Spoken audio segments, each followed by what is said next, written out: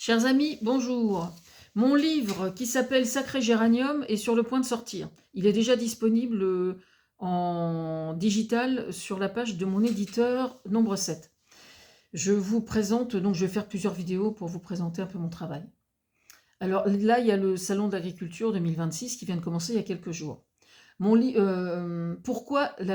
j'utilise la métaphore de la boule à facettes? Il s'agit d'une image qui tente à traduire le fait que les différentes problématiques qui sont à l'origine du malaise agricole sont extrêmement diverses et qu'à ce titre, il serait illusoire de vouloir en proposer une vision qui les traiterait toutes. La diversité des reliefs, des climats et la géologie d'une zone géographique, qui sont les trois critères qui déterminent la nature d'un terroir, induit des solutions qui devraient être proposées aux agriculteurs pour qu'ils vivent mieux de leur travail, fort différent d'un endroit à un autre de l'Hexagone. Si l'on peut observer ce problème de façon globale, comme j'ai tenté de le faire dans mon livre, pour les agriculteurs eux-mêmes par contre, c'est déjà plus difficile parce qu'ils sont aux premières loges des emmerdements auxquels ils sont confrontés, qui sont à l'origine de leur souffrance, ce qui se fait assez souvent, et c'est légitime, au détriment d'une vision plus globale.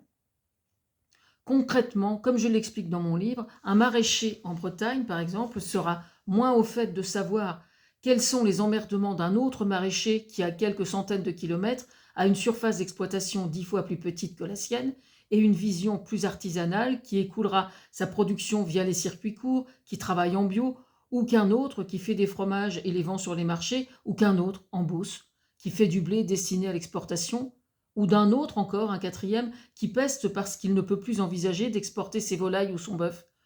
ou ses bœufs, ou bien d'un autre encore, qui a investi une fortune pour installer une nouvelle salle de traite alors que le cours du lait serait en train de se casser la gueule.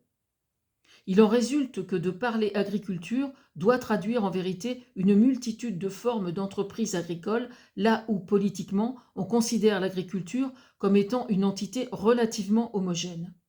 Cette diversité de formes d'entreprise n'est pas suffisamment prise en considération, plus particulièrement par le politique, ce qui induit beaucoup de malentendus d'une part, mais aussi une prédisposition à distiller des fake news sur le sujet qu'il peut être difficile de dénoncer. En somme,